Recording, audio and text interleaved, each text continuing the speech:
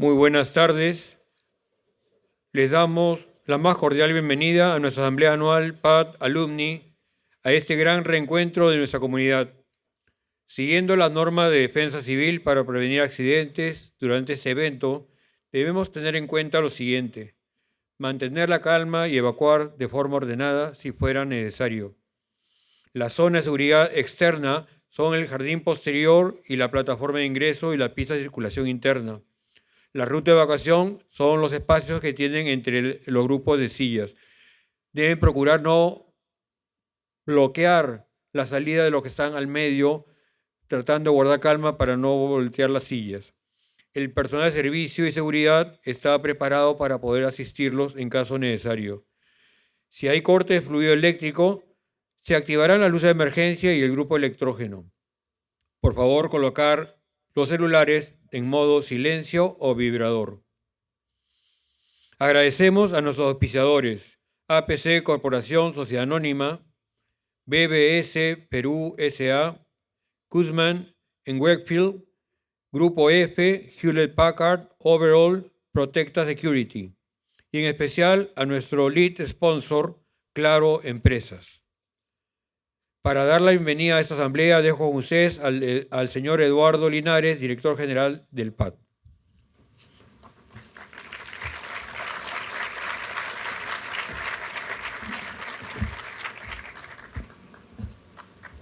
Muy buenas tardes con todos. Es una gran alegría darles la bienvenida a esta nueva edición de nuestra Asamblea Anual PAD Alumni, un espacio que, año tras año, reafirma el compromiso de nuestra comunidad con el liderazgo responsable y el desarrollo del país. Este 2025 nos encuentra frente a un entorno global y local especialmente complejo. Las tensiones geopolíticas, la incertidumbre económica, los cambios sociales, tecnológicos y políticos exigen más que nunca líderes con visión, prudencia y coraje. Por eso, hemos elegido como eje de esta asamblea un tema que no solo interpela, sino que también inspira, liderando en un mundo incierto, claves para navegar en un entorno local y global desafiante. Hoy los invitamos no solo a escuchar, sino a reflexionar de manera crítica y compartir experiencias enriquecedoras, a fortalecer lazos entre quienes, desde diferentes sectores, buscamos aportar a un bienestar colectivo que no puede ser postergado.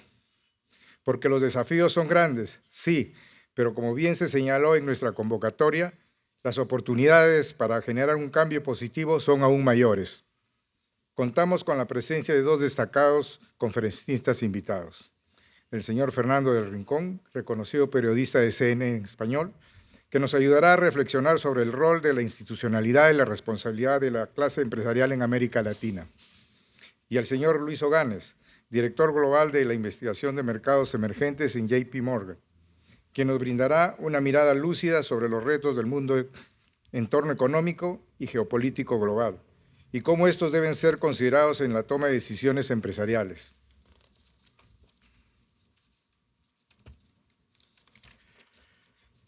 Tendremos también un panel de primer nivel, donde abordaremos de manera realista y sin evasivas el difícil camino de hacer empresa en el Perú.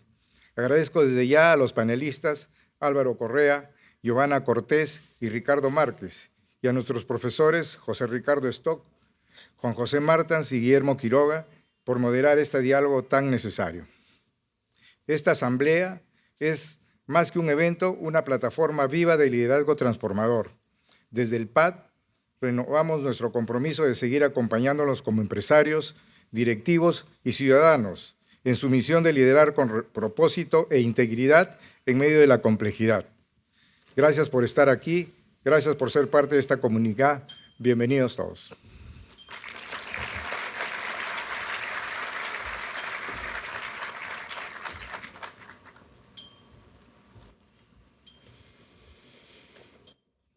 Antes de continuar con nuestro primer invitado, queremos agradecer a nuestro lead sponsor, Claro Empresas.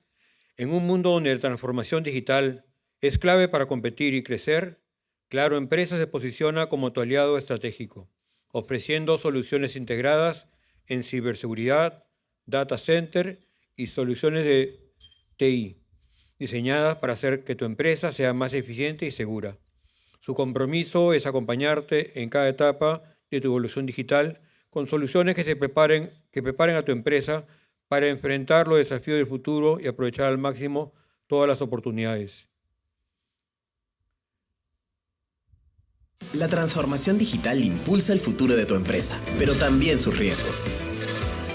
Por eso, Claro Empresas, como tu aliado estratégico, te brinda Data Center, infraestructura diseñada para almacenar y proteger tu información con los más altos estándares de seguridad. En Perú, nuestro Data Center con certificación Tier 3 se integra a la red regional de 41 Data Centers de América Móvil en el mundo, brindando respaldo confiable y eficiente. Ciberseguridad, con un CISOC propio, monitoreo en tiempo real y un portafolio de soluciones avanzadas para proteger la información de tu empresa frente a ciberataques 24/7. Soluciones TI, desarrollo de soluciones a medida para optimizar procesos y mejorar la productividad de tu empresa.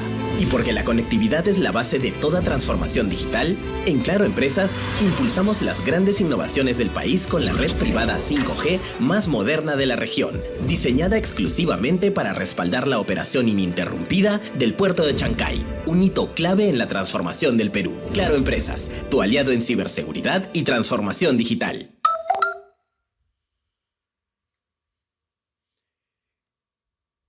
Queremos informarles que podrán enviar sus preguntas a través del WhatsApp de Alumni, escaneando el código QR que estamos proyectando en este momento en las pantallas. También lo encontrarán en los tótems ubicados a ambos lados del auditorio y en nuestro podio. Ahora permítanme presentar a nuestro primer keynote speaker, Dr. Luis Oganes, quien tocará el tema retos del entorno económico y geopolítico global, cómo debe ser considerado por el presente empresarial. Tenemos como moderador al profesor Guillermo Quiroga. Bienvenido, Luis. Un aplauso para él, por favor.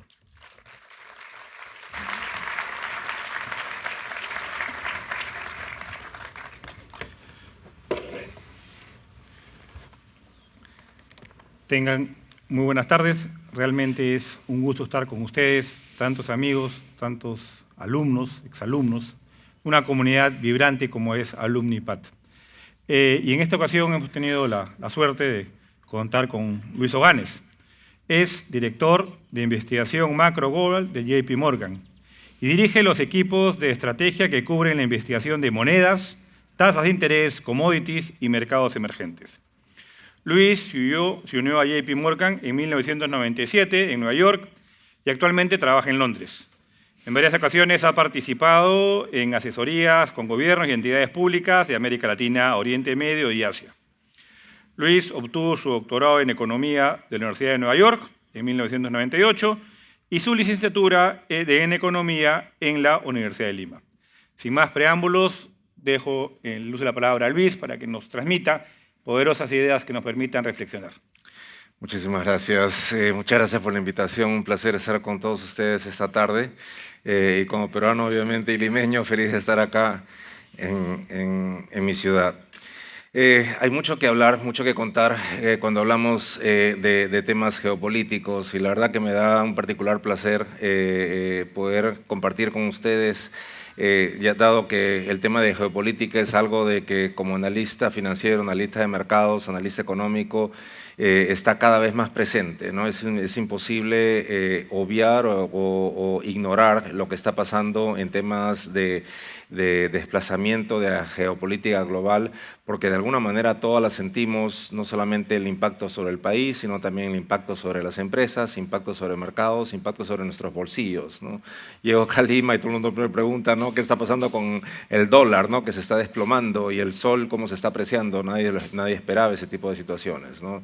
Entonces, quisiera, digamos, lamentablemente es muy corto el tiempo para profundizar demasiado, pero para que esta sesión, esta hora sea lo más útil para todos ustedes, quisiera de alguna manera resumir cómo es que vemos estos cambios tectónicos que se están dando en la geopolítica mundial, para que ustedes entiendan de dónde vienen las cosas y por lo menos tengan más facilidad de entender lo que seguramente van a ser nuevos desarrollos titulares, eventos futuros, y poder entender un poquito más o predecir un poco mejor las implicancias que ello va a tener otra vez como factor de riesgo para las actividades que ustedes dirijan.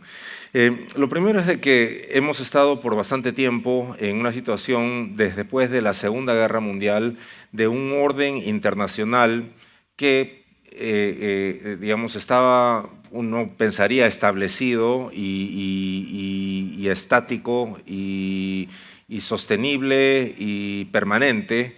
Y lo que nos está diciendo los eventos recientes y lo que nos dice la historia también es de que nada es permanente, que todo siempre es un proceso y en ese proceso las cosas cambian, las relaciones en el mundo cambian, las relaciones de poder cambian y eso lo estamos viendo casi que en tiempo real en estos momentos. Cuando hablo de la situación de posguerra, estamos hablando de una situación en la cual Estados Unidos terminó siendo el país líder en un mundo casi básicamente unipolar, en el cual sí efectivamente tuvimos por varias décadas esta situación de guerra fría entre Estados Unidos y bueno, Europa, ¿no? Digamos el bloque de Occidente con lo que fue la Unión Soviética. Y de alguna manera se evitó, fue una guerra fría porque nunca hubo un enfrentamiento finalmente bélico entre estos dos bloques, y eso terminó en el año 90 cuando cayó el muro de Berlín y se desmembró la Unión Soviética, los países que la componían se, entre comillas, independizaron. Y uno pensaría de que, bueno, pues eso fue la culminación de este mundo, este modelo y esta situación de unipolaridad del mundo. Sin embargo, estamos viendo ahora, avanzando eso, ocurrió en el año 90, estamos más de 3 décadas de ese momento y estamos empezando a ver de que el mundo se está desplazando a una situación muchísimo más multipolar. Estados Unidos obviamente todavía tiene una situación de liderazgo, ¿no? Económico, político, bélico, de defensa, energético en estos momentos, muy importante, innegable y seguramente no va a desaparecer ni va a ser reemplazado en el muy corto plazo. Pero esta situación de unipolaridad claramente está cambiando, ¿no? Y quien está emergiendo como competidor, bueno, es China. Rusia pretende, difícil pensar de que la situación ahí no está como para que vuelva a surgir, pero China claramente está tratando de que este orden internacional, como estamos todos acostumbrados a verlo y vivirlo, en que ellos no tenían el mismo sitio en esa mesa como la quisieran, dado el poder económico que tienen y el poder que han acumulado también financiero y también de defensa, es que quieren una situación muchísimo más equiparada y no un mundo unipolar, sino un mundo por lo menos bipolar, sino multipolar, ¿no? Entonces, estamos viendo ese tipo de cambios, es un proceso de ajuste que no es fácil y lo que es curioso es de que estamos viendo en Estados Unidos una situación de que Estados Unidos y muchos de los americanos, entre comillas, se cansaron de adoptar este rol de liderazgo absoluto en el planeta, ¿no? De ser los policías del planeta, son los que dan la seguridad a todos sus aliados alrededor del planeta, y uno pensaría, pero eso es algo que les ha traído muchísimos beneficios, ¿no? Muchas oportunidades, obviamente mucha riqueza, etcétera, etcétera. ¿Por qué negar eso? Y la realidad de la situación es de que lamentablemente ese beneficio no ha beneficiado otra vez a todos por igual. Hay una situación de desigualdad que la vemos también en economías emergentes como la peruana, que genera una situación también de polarización interna que hace que los propios ciudadanos americanos, los propios votantes, rechacen ese modelo que para uno que lo ve de fuera, diría, bueno, pues acá la gente debería estar más bien celebrando y no rechazando el beneficio que tienen, el privilegio que tienen de estar donde están, tener el pasaporte que tienen, tener el acceso a las oportunidades que es el hecho de estar allá, ¿no? Entonces, nada ocurre de casualidad en estas cosas, ¿no? O sea, siempre uno tiene que tratar de entender de dónde vienen las cosas. Cuando uno ve, nosotros en América Latina, en Perú lo hemos vivido y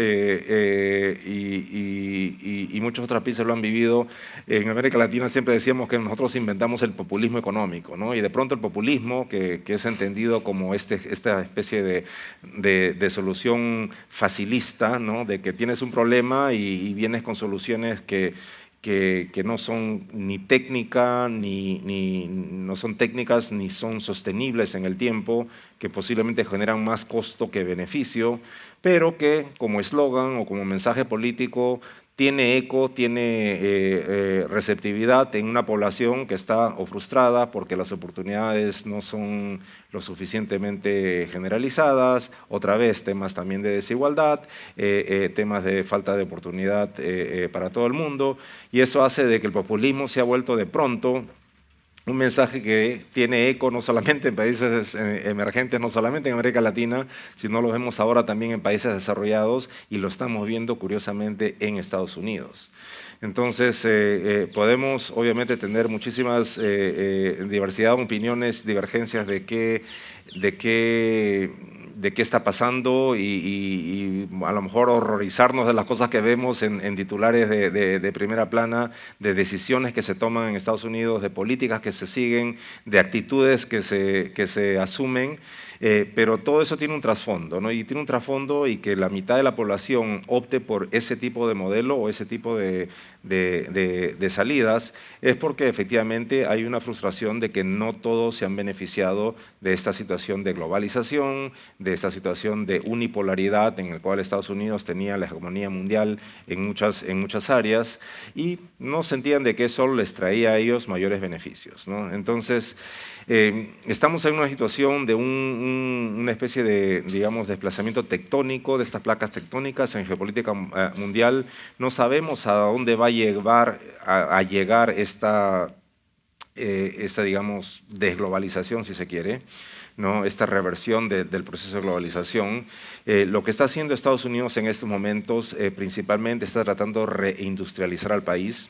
Muchos americanos sienten de que en esta situación de globalización lo que ha ocurrido es que sí, efectivamente, los consumidores todos se han beneficiado porque todos pueden comprar artículos muchísimo más baratos. ¿Por qué? Porque se están produciendo en otros países donde los costos laborales son mucho más bajos, donde los estándares medioambientales a lo mejor son más permisibles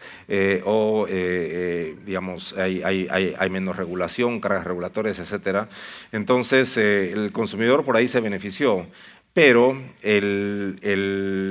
la persona que tenía un trabajo, que estaba dedicada a un sector industrial, todas estas ciudades que se crearon alrededor de una empresa en particular, una industria en particular, muchas de estas industrias cerraron, estas empresas cerraron. ¿Por qué? Porque se mudaron fuera del país. Entonces ha habido claramente un proceso de desindustrialización.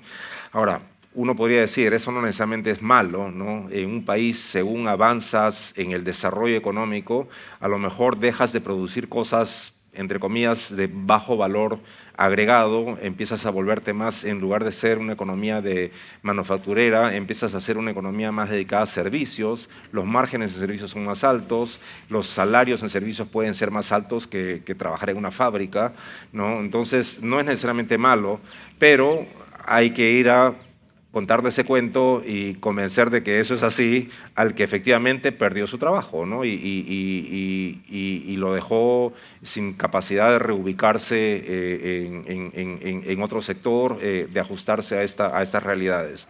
Y esto estamos hablando sucedió en los últimos 30 años, ¿no? Particularmente se intensificó en el año 2000, cuando, y esto para diversificar, para ampliar un poquito el panorama, les he empezado a contar de Estados Unidos, ¿no? El otro polo que empezó a emerger ha sido obviamente China. China también con una historia muy interesante, fascinante, pero también bastante complicada de haber pasado por esta experiencia de la revolución cultural, de tener al señor Mao Zedong con un modelo en que básicamente había que empujar a China a hacer otra vez una economía agraria, a que la gente que hablaba un segundo idioma los mataban, etcétera, etcétera. Hubo un proceso de reversión a la muerte de Mao en tratar de impulsar reformas, y el Partido Comunista Chino de alguna manera trató de negociar, entre comillas, con su población, que en ese momento era la población más grande del planeta. Ahora India es el país que tiene la población más grande. Es decirles, ok, vamos a hacer reformas, vamos a permitir más libertad económica, vamos a permitir iniciativa privada, no todas las empresas van a ser estatales, vamos a privatizar, vamos a permitir que la gente haga dinero, vamos a permitir que haya muchísimo más innovación, vamos a dar apoyo a empresas, sectores nuevos, tecnología nueva, vamos a abrir fronteras, a permitir que la gente venga a invertir acá, aprovechar que hay tanta gente con salarios todavía muy bajos, y hicieron esta movida de incorporarse a la Organización Mundial de Comercio en el año 2000. Occidente estuvo, interesantemente, dispuesta a incorporar a China. Sabían de que seguramente había un riesgo porque estás metiendo al club, ¿no?, de comercio mundial a una economía que todavía políticamente estaba en otra esfera, ¿no?, con un sistema político muy autoritario, de dictadura, y que de alguna manera posiblemente el argumento para permitir eso fue de que siempre había la expectativa, una vez que le das a un pueblo libertad económica, eventualmente ese pueblo va a demandar, va a pedir libertad política, y eso se va a dar en el tiempo, ¿no? Entonces yo creo que eso fue el argumento principal de permitir esta incorporación de China a la economía mundial. Pero lo que eso hizo es de que desde el año 2000, estamos hablando 25 años, no mucho más, hubo una aceleración masiva de China volverse el centro de manufactura del planeta, ¿no? Y con muchos países perdiendo industria porque todos se reubicaron a producir en China. Era más barato, lo podían hacer a escala, había la mano de obra calificada, había el crédito, había las materias primas, etcétera, etcétera. Entonces, lo que estamos viendo ahora, este populismo que de pronto está también dominando países desarrollados, es de alguna manera un reflejo de la frustración que han tenido los sectores afectados por esa dinámica de sentirse que la globalización los ha afectado a ellos directamente. Les ha afectado sus vidas, los problemas que hay, por ejemplo, de fentanil y de tanta gente que muere por drogas, la demanda de drogas tan fuerte en Estados Unidos. Es también una manifestación de un problema social que viene también seguramente vinculado a estos temas económicos, esos temas de gente que no pudo reinventarse y no pudo buscar, digamos, mantener el sitio que tenían en posición económica e inclusive social cuando ocurrió todo este proceso de desindustrialización americana, ¿no?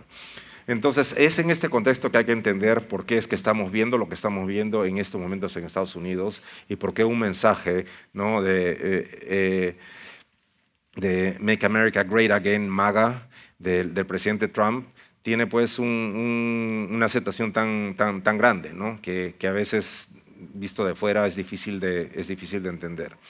Ahora, Estados Unidos esto está eligiendo no seguir siendo el líder, curiosamente. No todo el país, pero un segmento importante del país, lo suficiente para tener un presidente que está empujando en esa dirección, buscando ser un poco más autosuficiente, más autárquico. Están levantando estos aranceles, ¿no?, de manera muy agresiva y generando seguramente un costo económico, un costo inflacionario en los meses que vienen. Habrá que ver, todavía no se ha visto mucho, pero seguramente vamos a ver bajón de crecimiento, subida de inflación. Por eso es que el Banco Central allá, la Reserva Federal, está medio atados de pies y manos, no hacen nada porque no saben cuán profunda puede ser la desaceleración económica y no saben cuán intensa puede ser la subida de precios por los aranceles en los meses que vienen, ¿no? Y por eso es de que están un poco haciendo nada. El tema es de que más allá de, bueno, con la subida de aranceles lo que se quiere es de forzar a que las empresas que quieran venderle a los americanos, ¿no?, esos 350 millones de habitantes, un mercado muy lucrativo para cualquier empresa que quiera exportar y vender más. Decir, no, pues señores, ustedes si es que quieren producir fuera y traerlo acá, yo les cobro este arancel, ¿no? Si ustedes quisieran evitar el arancel, vengan, inviertan acá, pongan su planta acá y no tienen arancel, ¿no? Lo cual en papel suena lógico y suena muy bonito. El tema es de que estamos pues forzando una situación de los costos salariales, la regulación en los costos energéticos, etcétera. No es lo mismo hacerlo en Estados Unidos que hacerlo en otras partes. Hay una razón por la cual esa manufactura salió de Estados Unidos en su momento. Entonces, reindustrializar al país de esa manera no es fácil. Y es un modelo que, digamos, salvando las distancias, lo hemos tratado de hacer nosotros en América Latina, incluyendo Perú. Ustedes se acuerdan toda esta política de sustitución de importaciones que hubo en los 60, 70, 80, en tratar también con aranceles altos, proteger a la industria local. Lo que terminamos es todos nosotros pagando muy caro por malos productos de baja calidad, sin muchas opciones, ¿no? Y cualquier cosa importada o no existía o era muy caro tenerla acá, ¿no? Entonces, digamos, esa sería la dirección en la cual está encaminada la economía americana, y uno diría, bueno, pues eso no, ¿por qué eso se ve como algo deseable? Bueno, pues eso se ve deseable para aquellos efectivamente que perdieron sus trabajos durante este proceso, ¿no? No sabemos hasta dónde va a llegar. Seguramente algunas empresas efectivamente irán a montar sus plantas en Estados Unidos, otras se esperarán, ¿no? Otras se esperarán porque dicen, bueno, pues al final del día todavía hay una democracia en Estados Unidos, esta administración, veremos qué pasa en las elecciones de medio periodo en noviembre del próximo año, veremos qué pasa en la siguiente elección, a lo mejor todo se reinventa otra vez, toda esta política se trunca, los aranceles se pueden revertir, y a lo mejor todo esto termina siendo una especie de pesadilla que termina en un par de años. Mientras tanto, no me voy a comprometer a hacer una inversión multimillonaria que supuestamente lo haces para los siguientes 20, 30 años, me espero pues un par de años, ¿no? Entonces, eso va a generar una parálisis, seguramente una desaceleración de decisiones de inversión, un postergamiento de decisiones de inversión, y eso deberíamos empezar a verlo en los trimestres que vienen, ¿no? Curiosamente, todavía no se ve en la data americana, pero se va a ver. Un tema adicional, bueno, antes quiero tocar el tema que es importante de lo que estamos viendo de desdolarización, porque es algo que acá en el Perú se está sintiendo, con el sol que está subiendo frente al dólar. Pero quiero contarles qué está pasando en Europa porque es importante y bueno, y terminar de contarles lo que sucede en China. Europa, hace unos años, cuando empezó la invasión Europa tenía, después de la posguerra, así como hemos hablado de que Estados Unidos se volvió el líder de este mundo unipolar, Europa estuvo, entre comillas, muy contenta de meterse debajo del paraguas de seguridad, el paraguas económico americano. Después de la Segunda Guerra Mundial, obviamente Europa quedó absolutamente destrozada, la experiencia de tener que confrontar al nazismo y la creación de la Unión Soviética dejó al continente, ¿no?, sumamente empobrecido, sobreendeudado, y lo que hizo todo el Plan Marshall, que fue financiado por los americanos, es la reconstrucción de Europa, que fue un proceso obviamente de décadas, y encajó en parte de ese modelo que Estados Unidos quiso promover, que ok, yo voy a ser el líder, yo les voy a dar seguridad, ustedes no tienen que gastar en seguridad, se las voy a dar yo, ¿no? Lo que gastan en seguridad, yo voy a producir las armas, me las compran a mí, ¿no? Y se creó por supuesto la OTAN, ¿no?, el NATO, y de alguna manera era una especie de los aliados, digamos, había una simbiosis en que por distintas razones había el interés de participar en este mundo de esa manera. Los europeos, que obviamente tenían todavía la intención de mantener cierta industria, ¿no?, sobre todo cuando cae el muro de Berlín, se desmiembra la Unión Soviética, se reúnen las dos Alemanias, de pronto el modelo de negocio, entre comillas, de Alemania y de muchos otros países en general en Europa fue de importar muchísimo, digamos, tratar de traer también a Rusia a la órbita occidental, generar vínculos económicos que impidan que en el futuro, ya no se acabó la Guerra Fría, siempre estaba el riesgo bélico, ¿no? Pero la mejor manera, se pensaba, de evitar que haya nuevamente guerra es integración económica, integración comercial.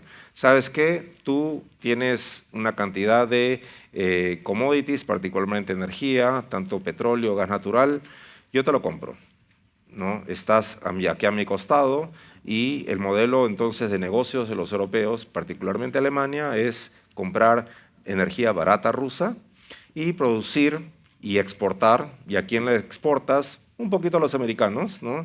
Pero masivamente a los chinos. Y la China, de que estaba en esos momentos tratando de integrarse en el mundo, después de su acceso, como les dije, en el año 2000 a la Organización Mundial del Comercio, era pues, o sea, todos los bloques empezaban, curiosamente, las piezas del rompecabezas a calzar aparentemente de manera perfecta, ¿no? Era beneficio mutuo. Eso es lo que llamamos globalización y todos nos beneficiamos. Nos beneficiamos a tal nivel de que durante la década pasada, de hecho, en los años, inclusive antes de la pandemia, que ha sido solamente hace 3, 4 años, estábamos hablando que la inflación era un problema que ya casi que había desaparecido, ¿no? De que en todo el mundo la inflación estaba cayendo, las tasas de interés estaban cayendo, ya era un tema conquistado, que la inflación ya era un tema del pasado y se estaba hablando de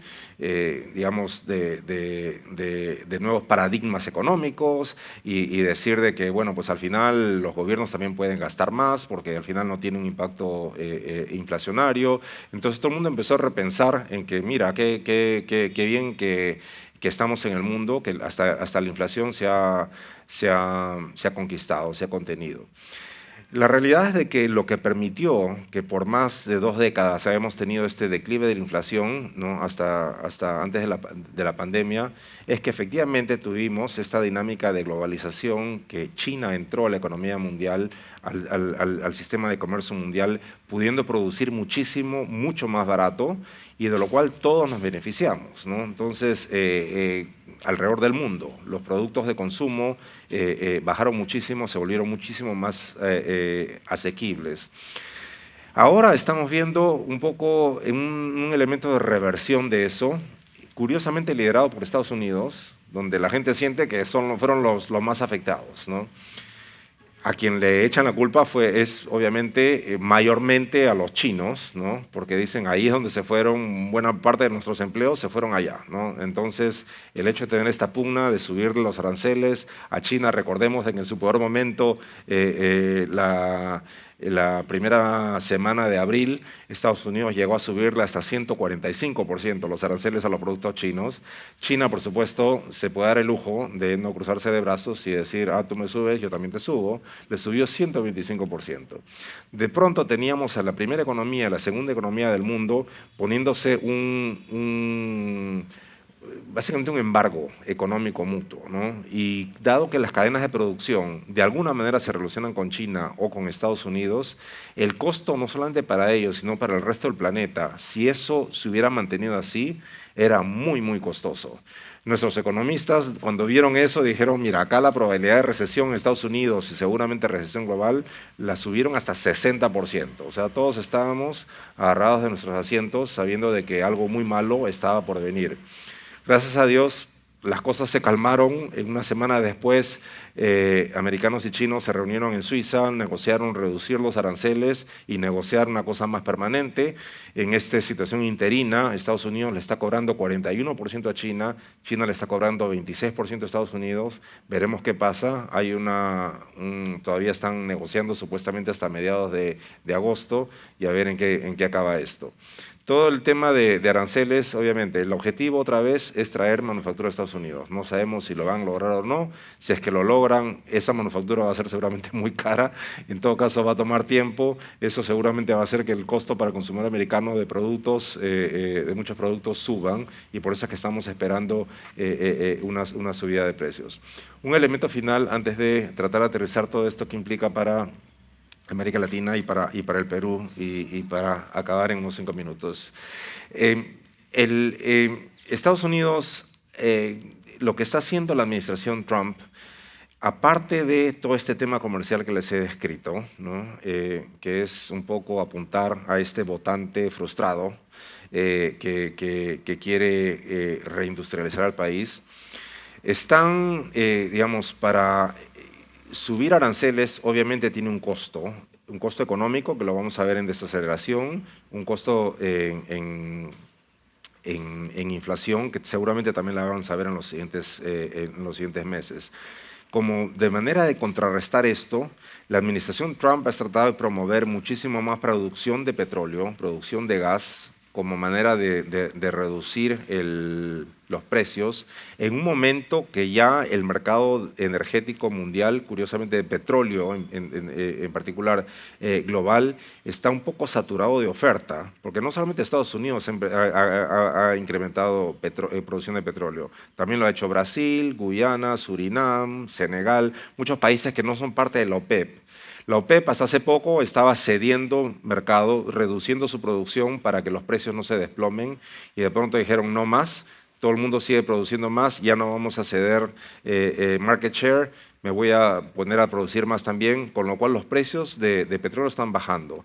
Eso está ayudando curiosamente a la inflación, más allá de lo que ocurrió hace un par de semanas con los conflictos entre Israel e Irán, que generaron un repunte de precio de petróleo por un tema de primer riesgo geopolítico. Ahora el precio de petróleo está nuevamente cayendo. Eso nos está beneficiando a todos porque va a permitir que seguramente la inflación baje. Pero una cosa que está ocurriendo también es de que el presidente Trump acaba literalmente esta mañana, durante la noche, de aprobarse este paquete Big Beautiful Bill, ¿no? Que implica recortes de impuestos. Todos nos gusta pagar menos impuestos, eso, ¿por qué no? El tema es de que ya la dinámica fiscal en Estados Unidos es muy complicada, el déficit fiscal está en 6% o más. Con esta ley que han pasado, el próximo año seguramente va a ser 7%. Es un tamaño de déficit fiscal que Estados Unidos solamente ha visto durante crisis como la crisis financiera internacional o la pandemia o durante periodos de guerra. No lo ha visto en situación como está ahora, entre comillas, boyante, con crecimiento por encima de su potencial y con un déficit tan alto. Entonces, ahí también hay una cosa complicada y por eso es de que el dólar se está depreciando, porque hay una dinámica alrededor del mundo que la gente mira estas tendencias y dices, ok, si me estás diciendo que Estados Unidos ya va a dejar de ser el líder en la economía mundial, no sabemos a qué velocidad y a dónde va a llegar ese proceso. Pero en ese camino seguramente, eventualmente va a haber también menos demanda por activos, inversión en Estados Unidos o activos financieros de empresas americanas o bonos de tesoro americano o la moneda americana. Entonces hay toda una movida actualmente de diversificar del dólar, diversificar de bonos del tesoro americano, que están haciendo de que monedas de reserva como el euro, como el yen, se aprecien, pero curiosamente también se están apreciando monedas emergentes, incluyendo la moneda peruana. Entonces, acá obviamente también están los términos de intercambio, la subida del precio del oro, la subida de metales básicos, la caída del precio de petróleo, todo eso está ayudando a de que el dólar pierda, digamos, atractivo y que haya esta onda de desdolarización. Aterricemos esto al Perú rápidamente. Perú, bueno, este medio, todo lo que estoy describiendo, sinceramente es, entre comillas, una oportunidad para una economía como la peruana. Pero es una economía pequeña, abierta, ¿no? Depende muchísimo de exportaciones para crecer, ¿no? De sector exportador, digamos, somos solamente 35 millones, creo un poco menos de peruanos, no es un país muy grande, de una base muy grande de consumidores, pero es un país dotado de muchos recursos naturales y tenemos una base que deberíamos obviamente seguir haciéndola crecer de exportación. Y curiosamente lo que el Perú tiene, la dotación que tiene, es lo que el mundo quiere, ¿no? El mundo, por tema de transición energética, está demandando mucho más metales. Por un tema de diversificación del dólar y por riesgo geopolítico, está demandando, comprando muchísimo más oro, ¿no? Y el petróleo está cayendo. Todavía somos importadores netos de petróleo y somos exportadores de los metales que están subiendo de precio. Por eso que los términos de intercambio están siendo muy favorables y curiosamente, dado como están los términos de intercambio, uno pensaría que la economía peruana en estos momentos debería estar boyante, creciendo mucho más de lo que crece y lamentablemente, gracias a Dios, no está tan mal, entre comillas, estamos creciendo a 3%, el crecimiento de la población es un poquito menos de 2%, o sea que gracias a Dios estamos creciendo un poco por encima del crecimiento de la población, con lo cual el PIB per cápita sube un poco. Pero el mensaje que quiero dejarles acá es de que hay un costo-oportunidad de lo que pasa en el país en temas de incertidumbre política, digamos, el retroceso que ha habido en solidez, estabilidad institucional, el hecho que hemos tenido en los últimos 10 años, no sé cuánto, ya perdí la cuenta, no sé si son 7 o 8 presidentes, ministros cambian, ¿no?, cada 4 meses, regulaciones o iniciativas nuevas de gasto de parte del Congreso que el Ejecutivo no las puede frenar. Todo eso, si bien, gracias a Dios, no nos ha empujado a una recesión, el hecho de estar creciendo a 3.1% no es, sinceramente, una razón de autofelicitarnos y aplaudir, porque hay un costo de oportunidad que se está dejando de aprovechar. Quisiera mostrar solamente 2 slides, si me lo permites, si alguien me trae el control. Aquí está, aquí viene. Muchas gracias.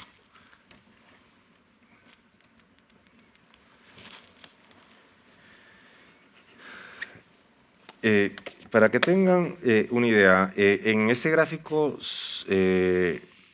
superior, ustedes ven ahí las tasas de crecimiento del Perú desde comienzos de los 2000, hasta el 2008, que fue la crisis financiera internacional.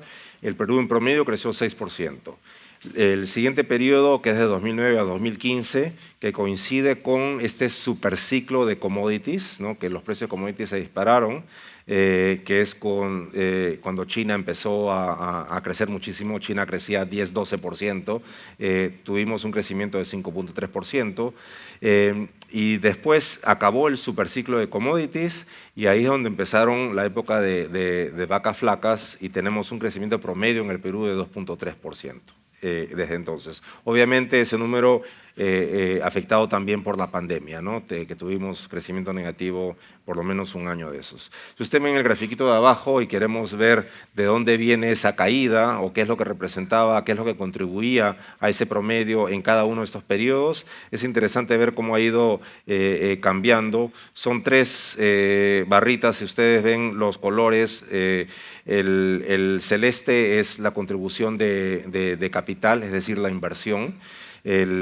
El naranja es la contribución del trabajo, o sea, tenemos capital y trabajo, los 2 factores de producción, y el área verde es la productividad de esos 2 factores, ¿no? O sea, cuánto más de productividad.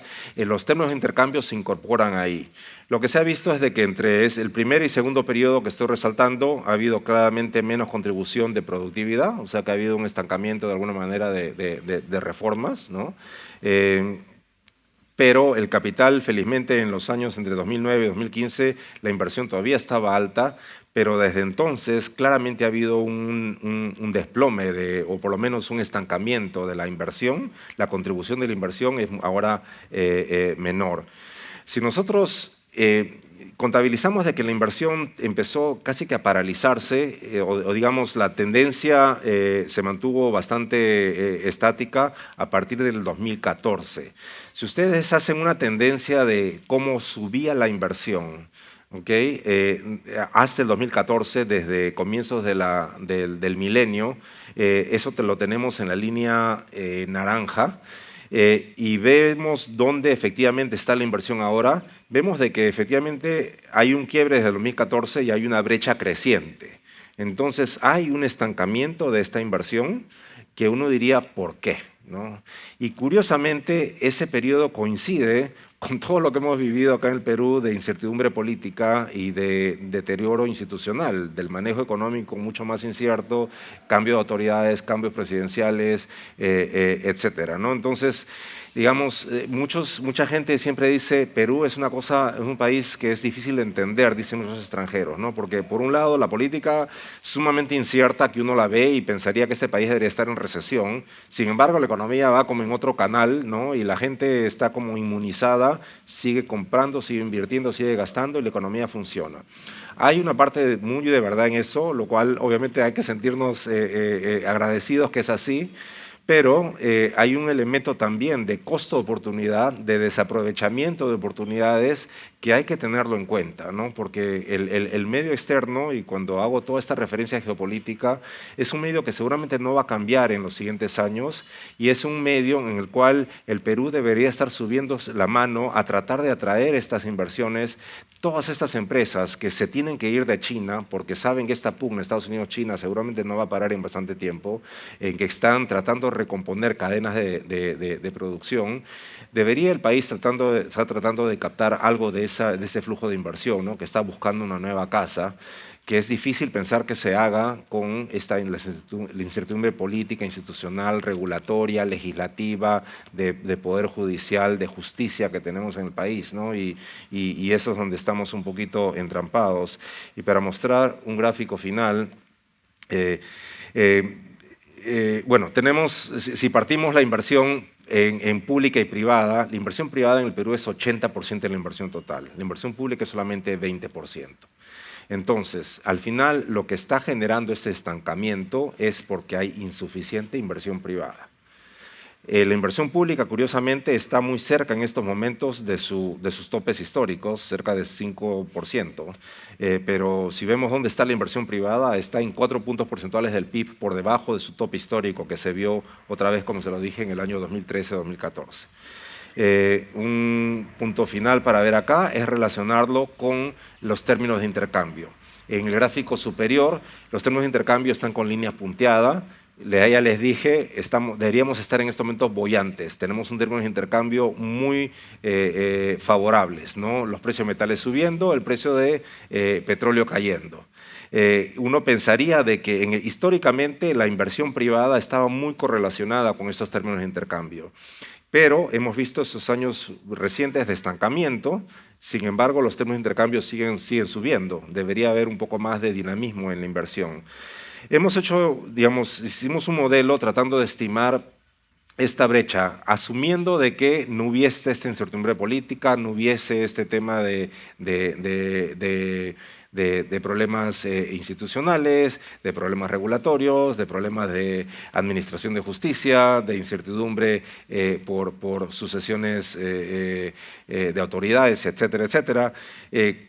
Por dónde podría estar el crecimiento. Y lo que estimamos es de que, dado donde están los términos de intercambio en estos momentos, el crecimiento del PIB podría ser 1.6% por encima de donde estamos ahora. Este año tenemos una proyección de crecimiento de 3.1%. Si es que estuviéramos en otra situación política, regulatoria, judicial un poco más estable, ¿no? Donde haya mucho más confianza para la inversión privada, podríamos estar creciendo literalmente a 4.7%, ¿no? Y ahí estaríamos otra vez más cercanos a donde estábamos antes, creciendo al 5 o 6%. Entonces yo creo de que eso ojalá que sea un mensaje que los que sean que candidaten para ser nuestros siguientes gobernantes en la elección que nos toca a los peruanos participar y elegir el próximo año, sea algo que tengan ideas de cómo corregir este problema, ¿no? y que se generen las bases para por lo menos incorporar este factor, entre comillas, suerte que tenemos de un medio externo geopolítico muy incierto, pero curiosamente favorable para el país y para lo que nosotros podemos ofrecerle al mundo, ¿no? Me quedo acá para dar oportunidad a preguntas. Muchas gracias Luis. Hay varias preguntas. Gracias.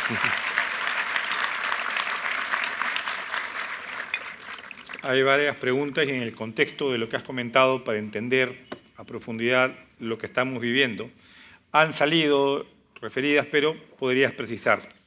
Entonces, tu visión sobre, digamos, ¿es buen momento para invertir en mercados emergentes o en economías consolidadas?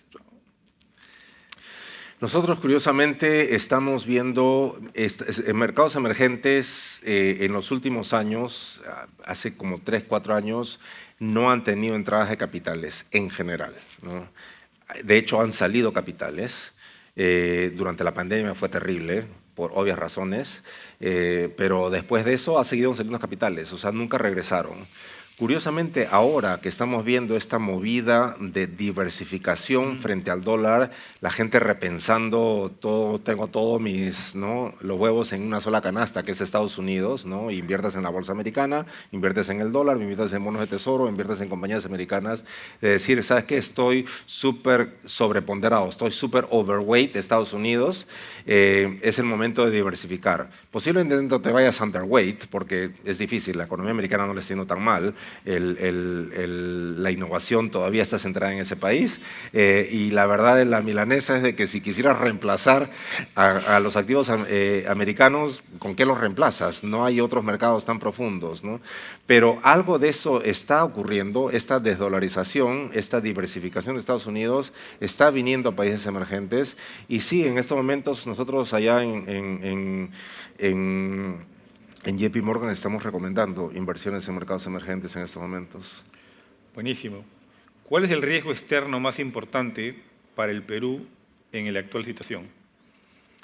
Riesgo externo más importante, que vislumbras. ¿Qué es lo que nos podría impactar negativamente?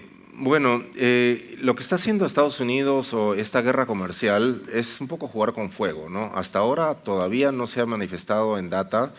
Y lo que esperamos, yo les dije, cuando teníamos Estados Unidos imponiéndole 145% de aranceles a China, decíamos, no, pues este es 60% de probabilidad de recesión. Sí. Ahora la probabilidad ha caído, pero todavía nuestros economistas de Estados Unidos la estiman en 40% de probabilidad de recesión. O sea, de que no podemos descartar que eso a lo mejor se dé. Y si es que se da, Estados Unidos, siempre hay este dicho, ¿no? Estados Unidos estornuda y el resto del mundo se resfría, ¿no? Entonces hay la posibilidad de que haya un bajón de crecimiento y nosotros pues somos una economía abierta, ¿no? No somos inmunes a eso. Yo creo que ese es un principal riesgo. Comentabas tú que estás viajando en el segundo semestre al Asia y acá hay una pregunta interesante. ¿Cómo ves el crecimiento de India? ¿India podría entrar a ser una tercera fuerza en este contexto geopolítico? India es un país que está siguiendo de alguna manera los pasos de China, pero todavía es una economía que digamos, le faltan muchísimos años para alcanzar ya lo superó en población, pero no en crecimiento. Es una economía que todavía el porcentaje de la población que trabaja, por ejemplo, en el sector agrícola, es bastante alto. Es una economía donde el PIB per cápita creo que está en $3.000. O sea, en China ya llegó a 10.000, ¿no? Ahora, China, en el año 2000, que entró a la Organización Mundial de Comercio, estaba también en $2.000. O sea, es impresionante cómo el comercio ayudó a China a que se quintuplique su PIB per cápita en ese tiempo. O sea que India yo creo que es un país prometedor. Claramente hay un potencial tremendo. Deberíamos nosotros como país acercarnos a la India, ¿no? y de alguna manera subirnos a ese coche, que nos compre más cosas, surtirles de más commodities, pero no estamos hablando que India va a ser el siguiente China en los siguientes 5 años. No necesariamente. Es interesante. ¿Se podría esperar que el estado de Texas se vuelva importante clúster industrial en Estados Unidos? ¿O por las facilidades a la inversión, por la mentalidad? ¿O lo ves difícil que algún estado americano asuma un liderazgo importante nuevamente industrial? Bueno, digamos, en este proceso de reindustrialización del país, yo creo que va a haber también ahí muchos estados que van a competir tratando de dar beneficios. Por ejemplo, Hyundai está por abrir una planta en Alabama. Les dije, Estados Unidos está, dicho sea de paso, a punto de imponerle 25% de aranceles al cobre. Cobre es uno de los principales metales que exportamos nosotros y el cobre que se vende en Estados Unidos se tendría que pagar ese arancel. Y lo que quiere Estados Unidos es que se genere más producción de cobre en Estados Unidos. Se sabe de que hay minas, proyectos mineros que por temas ambientales están 10 años sin ser autorizados, y Trump está tratando de cambiar eso, ¿no? Está reduciendo la regulación medioambiental y obviamente con mayor protección arancelaria promover de que estas minas empiecen a explotarse. Eventualmente eso nos va a generar a nosotros competencia, pero sabemos de que desde el primer hueco que empiezas a cavar hasta que eso estamos hablando de 8 o 10 años, ¿no? O sea que todavía hay tiempo para, para eso.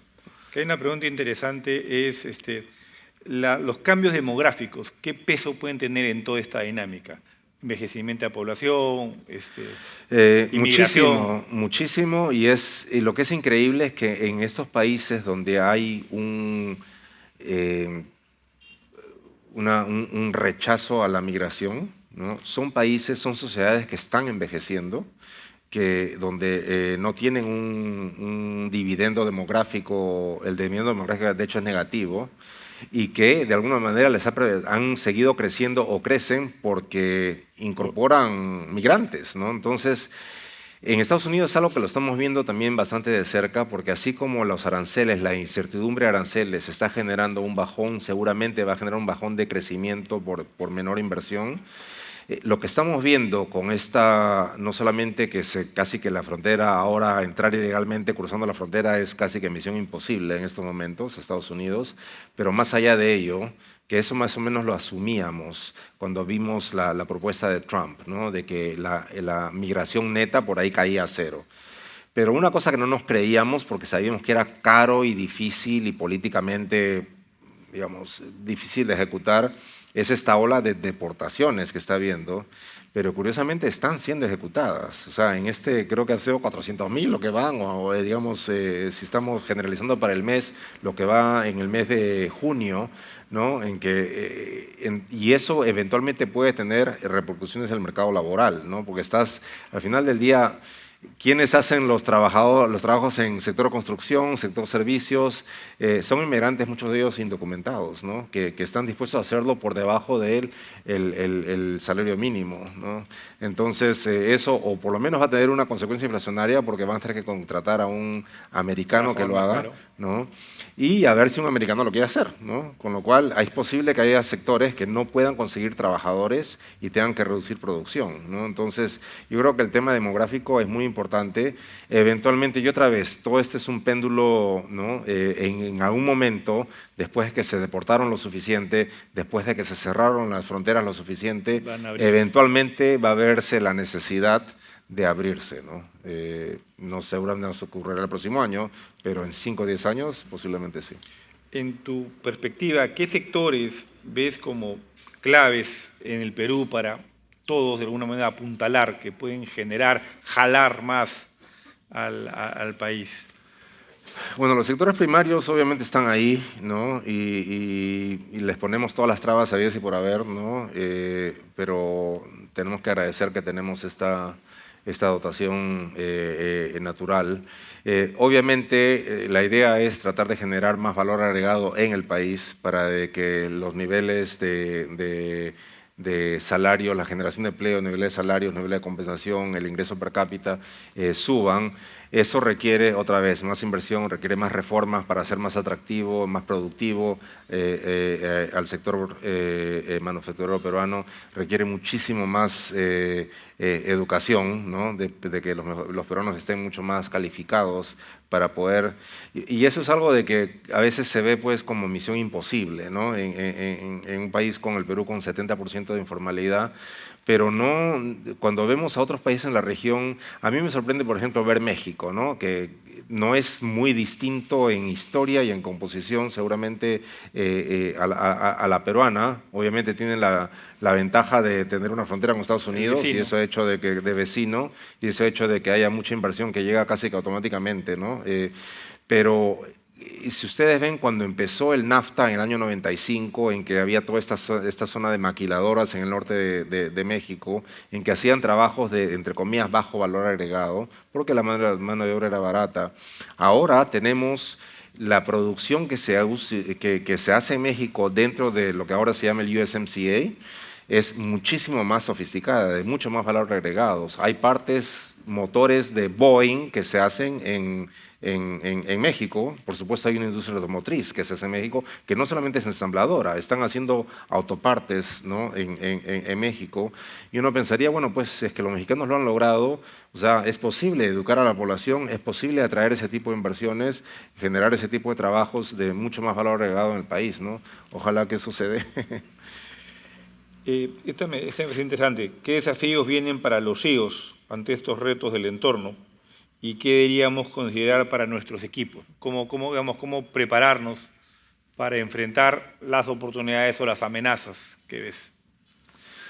Bueno, hay muchas áreas, ¿no? Yo creo que en el Perú, una cosa que creo que las empresas deberían hacer más, muchas lo hacen, pero deberían incorporar más en sus planes, es buscar educar más a sus propios trabajadores, ¿no? O sea, suplir lo que a lo mejor no consiguen porque no se lo provee el Estado o porque no han tenido los medios para obtener educación privada, ¿no? Entonces yo creo que la inversión en capital humano es algo que las empresas seguramente podrían hacer más.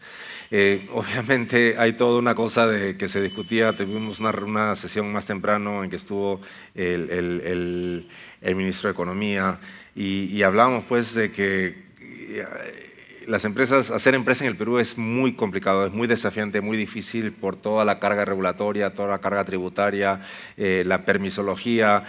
O sea, si tú quieres ser legal y pagar todos tus impuestos, observar todas las leyes, es muy difícil, ¿no? Es casi que misión imposible. O sea, hay un trabajo ahí de tratar de orientar a las autoridades a resaltar dónde están los cuellos de botella para que las autoridades sepan por dónde encaminar sus esfuerzos de reformas y de desregulación, ¿no? Entonces, hay una especie de entrampamiento ahí de que digamos, hay un estancamiento seguramente de inversión o impedimento de que se crezca esta formalización de la economía por esta dificultad que hay de operar como empresa formal en este país. Me quedo con un punto. Cuando hablabas de educar, no solamente te refieres al tema solo técnico para la productividad, sino una educación cívica, en valores, en una educación integral para que ese capital humano se desarrolle en varias dimensiones, ¿no?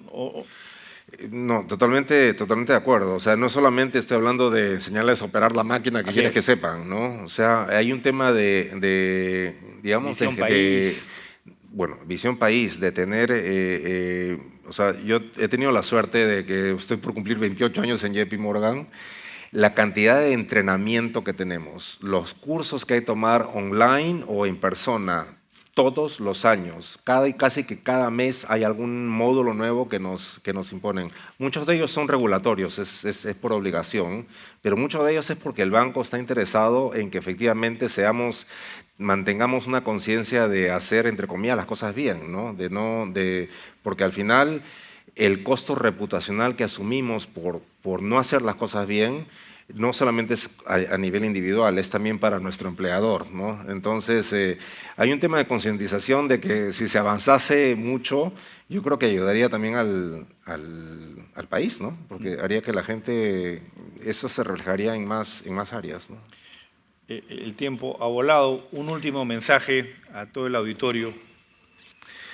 Mira, otra vez agradezco a todos el interés de venir a estas sesiones. Creo que es importante, aplaudo a que el PAT organice este tipo de eventos. Creo que estamos, obviamente, los que estamos representados acá es un porcentaje, no es lamentablemente representativo de lo que es el Perú. Entonces, y tenemos la suerte, ¿no?, de tener acceso a educación, tener acceso a un trabajo formal, en que la labor, hay una responsabilidad muy, muy grande, ¿no?, de tratar de extender, digamos, esta realidad a más gente. Y eso, pues, es un trabajo que va en tantas direcciones, así como les hablo de educar a sus propios empleados, es impulsar y empujar a nuestras propias autoridades, ¿no? a que hagan las cosas bien, ¿no? Entonces, ustedes son los que están pagando impuestos, ¿no? Entonces, tienen el derecho de demandar mejor calidad de trabajo en el sector público, mejor calidad de servicios, ¿no? El desafío es muy grande. Yo creo que el Perú en estos últimos años ha perdido un poquito la brújula. Yo recuerdo años previos, yo me fui del Perú el año 92, pero he mantenido el vínculo, he venido todo el tiempo, mi familia está acá, mis padres han estado acá y mi trabajo, gracias a Dios, me trae a Lima con frecuencia, ¿no? Entonces, yo recuerdo haber visto mejores momentos, mejor sensación de que el Perú avanzaba, ¿no? Pero no sé, pues creo que estos últimos 10 años sentimos ese estancamiento, ¿no? Ojalá que eso cambie. La senda. Así es. Muchísimas gracias, Luis. Nada, lo despedimos con un fuertísimo aplauso. Muchísimas gracias. Suerte. Muchas gracias, Luis, por esa magnífica exposición. Muchísimas gracias. Vamos. Muchísimas gracias. Gracias. Ahora vamos a compartir los PAT highlights de este último año y luego les daré unos pequeños avisos para la siguiente actividad.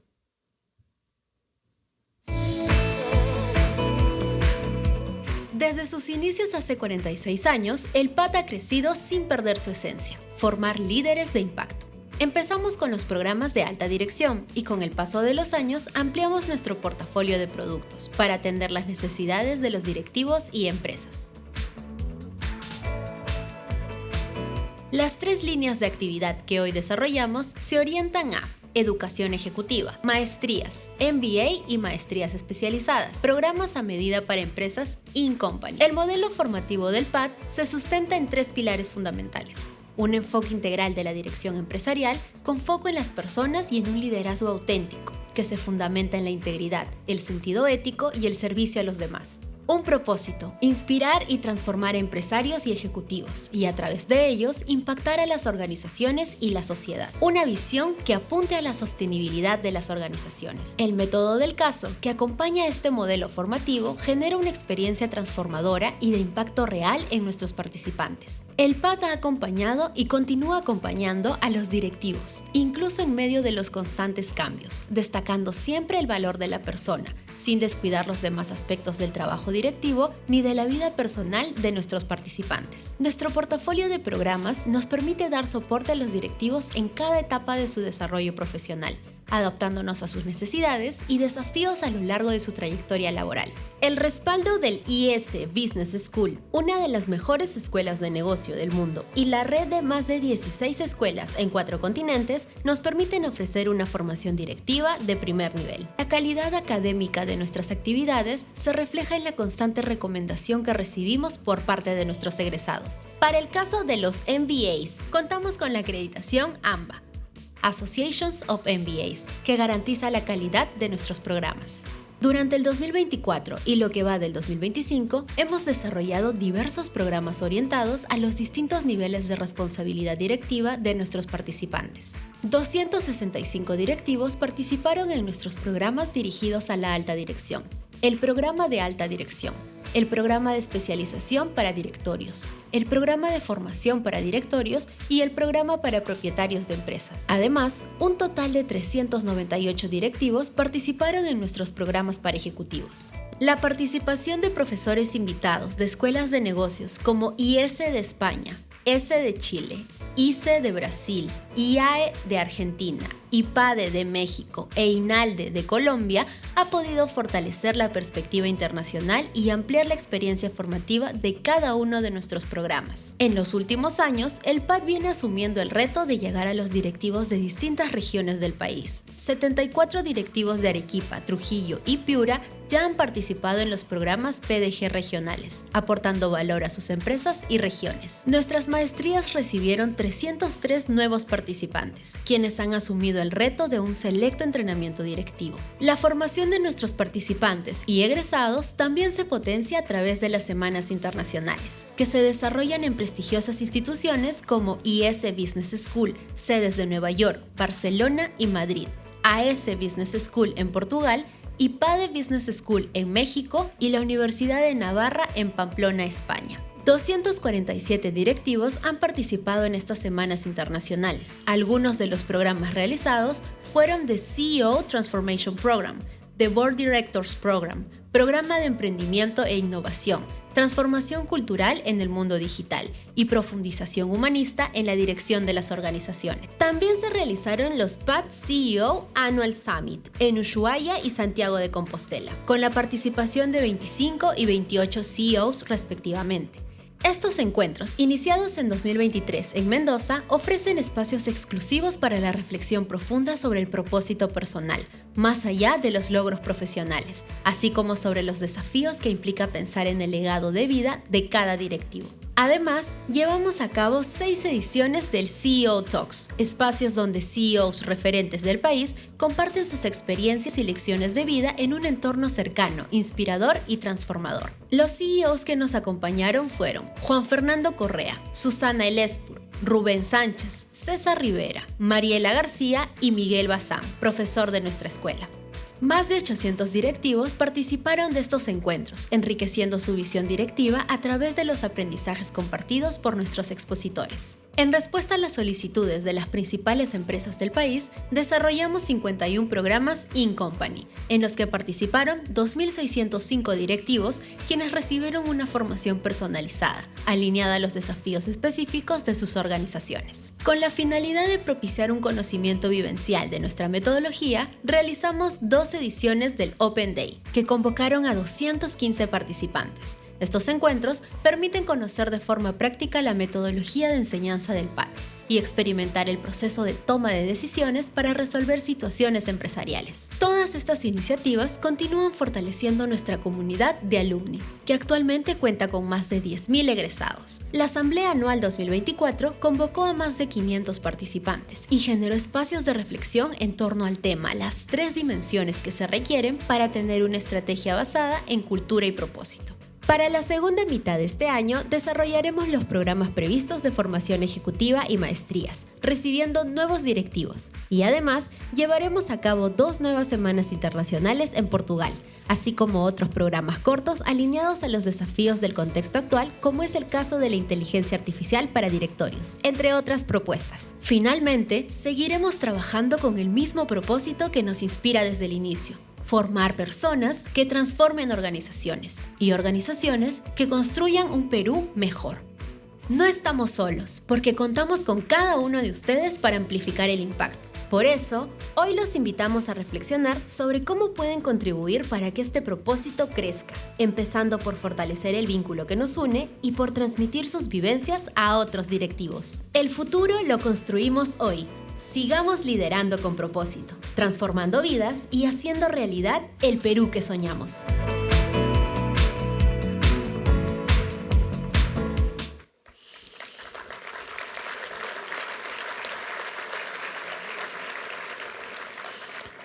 Antes de pasar al intermedio, les informamos que nuestro auspiciador Grupo F sorteará, antes de finalizar el cóctel, un televisor LG de 55 pulgadas y 2 altavoces inteligentes Amazon Alexa. Para participar solo deben registrarse en el tótem del Grupo F ubicado en la zona del cóctel. Asimismo, nuestro auspiciador Protecta Security realizará el sorteo de una cena doble en Maido y luego 2 premios más de paquetes en Big Box de experiencia gastronómica también. Pueden inscribirse en el tótem de Protecta, también ubicado en la zona del cóctel. Muchas gracias a todos. Los invitamos a pasar al intermedio en el patio central para continuar con el segundo bloque después de la asamblea.